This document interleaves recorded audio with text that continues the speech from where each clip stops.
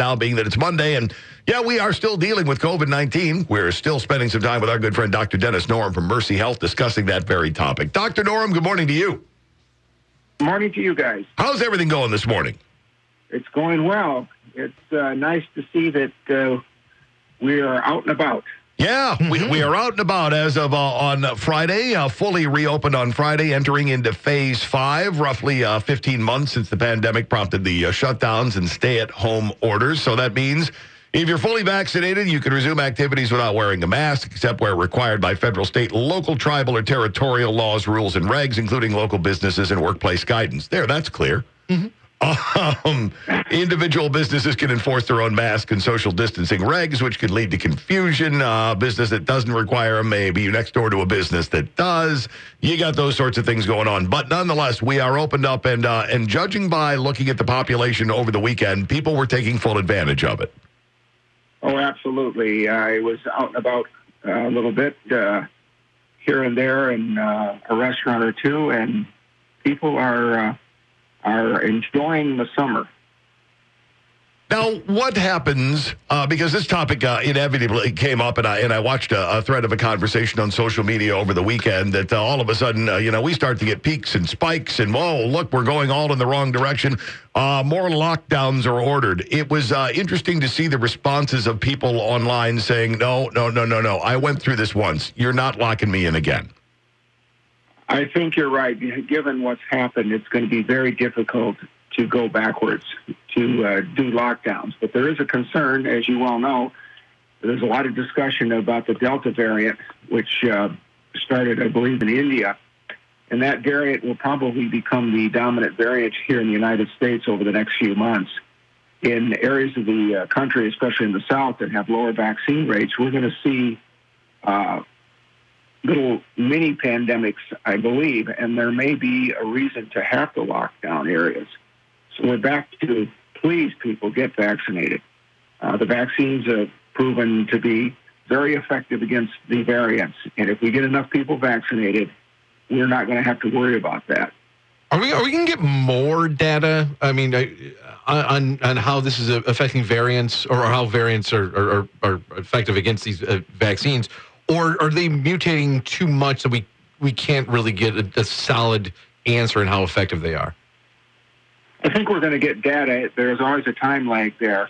But it appears that there's some good data coming through on this Delta variant since it's been present now for several months. And it appears, again, that the vaccines that we have are still 90+% effective. What I did see is the first shot may not be as effective for the Delta variant as it was for the predominant variant or predominant COVID prior to this. I think I saw a number that said it was only about 35 to 40% effective with the first shot, but in the 90s, approaching 90% with the second shot. So I think we're going to get data because that's a huge, huge concern as we move forward. Are we going to get a variant that's not the vaccines are effective against? So far, we haven't seen that, but it's always possible. Now, let's keep our fingers crossed that we don't end up encountering that one. I see where vaccine maker Novavax says their shot, highly effective against COVID-19, also protected against variants in a large late-stage study in both America and in Mexico. They say the vaccine was about 90% effective overall. Preliminary data showed it was safe, according to the company. Yes, very encouraging to have another vaccine that is effective, safe, and I believe this vaccine is easily transported, so the storage issues are not a big concern. And I think the cost is going to be less than the Moderna or the Pfizer. Yep, they say it can be stored in standard refrigerators, making it easy to distribute. They announced manufacturing delays due to supply shortages. The company now expects to reach production of 100 million doses a month by the end of September and 150 million doses a month by December. They've committed to 110 million doses in the U.S. and 1.1 billion doses around the world. Yes, we need to get the world vaccinated, and this is good news, along with, I think, our commitment in the United States to supply vaccine to a worldwide community. Yeah, well, this if this new Novavax becomes a thing. Will we need this here in the States? I mean, will this be the impetus to get more people vaccinated? We're not short on vaccines here, right? But or is this going to be mostly shipped across the world? Probably at this point in time, mostly shipped across the world. As you've seen, there is excess supply of vaccine right now, and there's a concern that some of it's going to get outdated and have to be destroyed. Probably millions of doses, because unfortunately, there are still many people out there who don't want to get vaccinated, and there are a lot of people out there still spreading misinformation. So, I guess I was surprised when I see a new company going at it, Novavax, with yet another vaccine, because it seemed to me once we heard about the ones that were out and people were taking advantage of those, and there was a surplus and all that I guess the market to come up with more of them might go by the wayside. But factoring in variants, we may very well see other companies coming up with another vaccine as well, couldn't we? Oh, absolutely. I think when we started, there was interest of something like 100 to 200 companies around the world looking at the vaccines, and some have fallen by the wayside, and some are still working on it. And there's interest, and I believe there's a study starting using different companies' vaccines for the first and second dose. So that may be very interesting. The thought there is maybe there would be better protection if you use two different vaccines instead of the same vaccine. So that it remains to be seen. I want to ask you about comparing what's going on here in America to maybe just over in Europe. We mentioned opening up Wrigley Field, 100% capacity. No one's wearing masks out there. It seems we're back to normal. You have NBA playoffs going on, and that looks like a pretty normal crowd. Then I watched French Open over the weekend, and you have most of the crowd in mass. Everybody on the side, everybody involved, all the organizers, they're all wearing masks. They seem to be not quite caught up to where we are here in America. I think if you asked 100 people from every background around here, I think 100 people have 100 different problems with how we handled it here in the States. But do we kind of do it right? Do we do better than what Europe's doing if we're able to open already than France can't? Why are we so much far ahead than they are? Vaccines, no question. The European countries, and I think we discussed this briefly, just did not do a very good job of getting going on vaccinations. And I don't know what the vaccination rate has been in France. I think England's done a much better job, but they're still practicing, I think, social distancing. But the other European countries are way behind us. I have a sister-in-law that lives in the Netherlands, and she wants to get a vaccine, and she's hearing from her government that it might be by July or August. Wow. So virtually no one there, other than a small percent of the population, mainly healthcare workers, have been vaccinated. So I think that explains why they have to continue to practice their distancing and the kind of mitigation response that we had to do initially. They just didn't get going on the vaccines. Is that the same deal in Canada? I was speaking with a friend over the weekend who is Canadian, whose parents and rest of his family still lives up in Canada, and he was talking about the draconian lockdowns that they have going on in Canada, where his father was ticketed for shaking hands with a neighbor. Is it the same story with them as far as being behind in vaccine? Because it seems like, we've got somewhat of a surplus. We can't run any north of the border. I find that, I think that's obviously kind of over the top. I think there are situations, and certainly there are countries that have probably gone a little too far with some of these efforts, and that sounds a little ridiculous, obviously. But again, I'd have to look it up, but I believe the vaccination rates in Canada are still very low.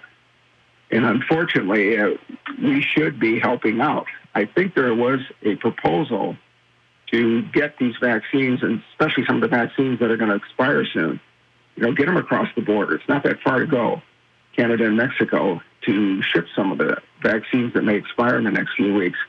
But that assumes that we have an efficient bureaucracy, and sometimes bureaucracies don't move very fast. So we've noticed. That was very kindly put, too. I like that. I'm trying to be diplomatic. You were. That was very nice. Not at all how I would have phrased that. Well done. So some of these other countries that are lagging far behind us for vaccination rates. That's not a their CDC or their health department's not allowing or haven't approved things yet. They just don't have access to these vaccines yet, right? Right. It was just an access thing, and they just didn't or weren't able to get, I guess, to the front of the line. And there's a lot of, discussion about the inequality of distribution of vaccines around the world. We were, with Warp Speed, cut deals with the vaccine companies to say, hey, we want to be first in line, and here's the money. Many of these countries were, well, yeah, we want the vaccines, but we don't want to put money up front. And, so they were not first in line. And hopefully we as the United States, since we're doing pretty well, we should be really pushing to help these other countries. So it all comes down to money again. Yeah, it always comes down to money. All right, that's good. We happen to have some walking around money. Some other countries don't necessarily have the walking around money. We wind up with the vaccine. With some vaccines? Yeah, we'll do that. Well, get some money in your pocket. Get some cash together, guys. Dr. Norm, somebody wanted me to ask you, and I thought this was kind of a broad question, but still an interesting one enough. Illinois has opened back up. You have more governors who are rolling things back. Even California has scheduled to roll back the large majority of their restrictions, I believe, starting tomorrow. How long before the coronavirus, COVID-19, stops being topical and becomes man, I'm glad we're done with that. I'm glad that's in the rearview mirror. I think I have no good answer to that. I know you can't give me a calendar date, but I think when we can get our kids vaccinated, which is going to take, several more months. I think we've gotten approval for 12 on up, and now hopefully in a month or two we'll have approval for maybe from age 5 on up. If we can get our kids vaccinated over the next 3 to 4 months, by late fall, by the end of the year, we could maybe say, hey, this is in the rearview mirror.